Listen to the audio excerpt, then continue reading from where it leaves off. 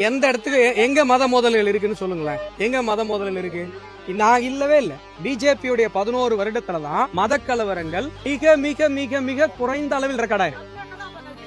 தமிழ்நாட்டுல தான் நீங்க ஓபனா சொல்றீங்களே ஒரு மதத்தை அழிப்போன்னு, அது மதவாதம் கிடையாதா? அது மதவெறி கிடையாதா? வேற எந்த மாநிலத்துல மேடை ஏறி ஒரு மதத்தை அழிப்போன்னு ஒருத்தவங்க பேசுறாங்க? தமிழ்நாட்டுல தான் பேசுறாங்க. அது மதவாதம் கிடையாதா? அது மதவாதம் கிடையாதா? அப்புறம்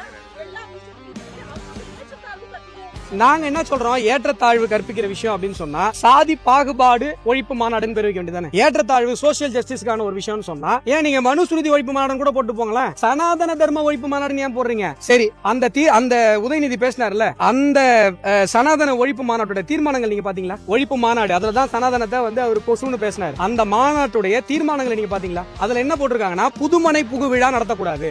புதுமனை புகு விழாவுக்கு அப்புறம் கணபதி ஹோமம் பண்றோம் இல்லையா, அது நடத்தக்கூடாது. பெண்களுக்கு பூ புனித நீராட்டு விழா நடத்தக்கூடாது. ஆயுத பூஜை நடத்தக்கூடாது. சரஸ்வதி பூஜை நடத்தக்கூடாது. நீத்தார் கடன் மூத்தவர்களுக்கு திதி கொடுப்பாங்கல்ல, அது பண்ணக்கூடாது. இதுக்கும் சோசியல் ஜஸ்டிஸ்க்கும் என்ன சம்பந்தம்? அப்போ இந்த மாநாட்டுடைய நோக்கம் இந்து தர்மத்தை அழிக்கணும், எங்களுடைய நடைமுறை அழிக்கணும், இந்து மக்களுடைய நடைமுறை அழிக்கணும். அப்போ அதுக்கு தான் மாநாடு நடக்குது, அதுக்கு தான் தீர்மானம் போடுறாங்க. அந்த தீர்மானத்தை கையில வச்சுட்டு தான் உதயநிதி என்ன பேசுறாரு, நான் வந்து சனாதன தர்மத்தை அழிப்பேன் அப்படின்னு சொல்லி பேசுறாரு. சனாதன தர்மம் ஒரு கொசுன்னு பேசுறாரு. இதை விட மோசமான மட்டமான மதவாதத்தை உலகத்துல நீங்க எங்க உதாரணம் காட்ட முடியும்?